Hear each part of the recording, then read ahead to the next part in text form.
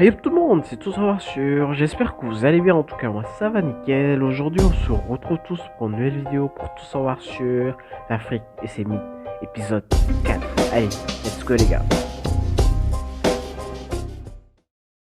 Dans cet épisode, nous allons faire un petit voyage au pays de la Teranga pour vous parler du Kankourang. Alors, à vos cuillères, il y aura du tchèp au menu. C'est quoi le Kankourang? Ou du moins, c'est qui le Kankourang? C'est la question à laquelle nous allons tenter de répondre dans cet épisode. Dans sa forme actuelle, l'histoire du Kankourang se résume en une vieille tradition célébrant la circoncision des Mandingues de la Sénégambie, notamment en Casamance, mais également à Mbour, où vit une importante communauté mandingue originaire de l'ancien royaume du Gabon. Le Kankourang est célébré sur la petite côte de plus de 115 ans par des Mandingues venus de la verte Casamance. En 2005, le Kankourang a été élevé au rang de patrimoine culturel immatériel de l'humanité par l'UNESCO. Kankourang est un vocable de la langue mandingue qui signifie l'homme au masque, mot qui est synonyme d'un événement dans l'imaginaire populaire, à savoir la sortie de l'homme au masque. C'est sur la petite côte que le Kankourang est connu dans toute sa représentation. Il joue un rôle de régulation et de préservation des valeurs sociales.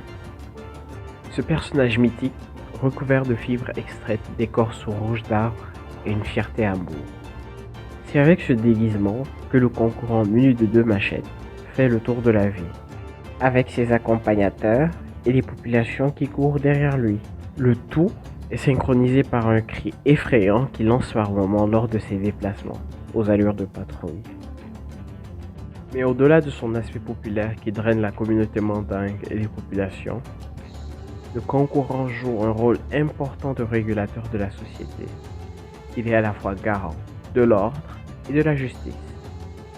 Selon les aînés, le Kankourang chasse les mauvais esprits et les sorciers. Il assure également la protection des récoltes, veille sur les comportements, l'environnement et généralement sur la cohésion sociale de la communauté mandingue, ainsi que sur les populations. Il joue aussi le rôle de professeur, car assurant l'enseignement d'un ensemble complexe de savoir-faire et de pratiques qui constituent le fondement de l'identité culturelle mandingue. Malheureusement, cette tradition connaît un recul en raison de la rapide urbanisation de la plupart des régions du Sénégal et de la Gambie.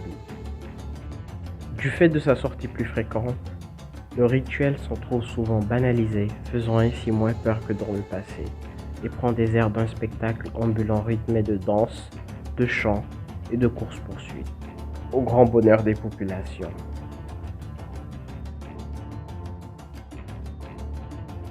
Bon les gars, on va se quitter là pour aujourd'hui. J'espère que cette vidéo vous a plu. Si c'était le cas, n'hésitez pas à bombarder la barre de like et à vous abonner, ça me fera super plaisir. C'était Tout savoir sur. À la prochaine pour de nouvelles vidéos. Allez, ciao, peace.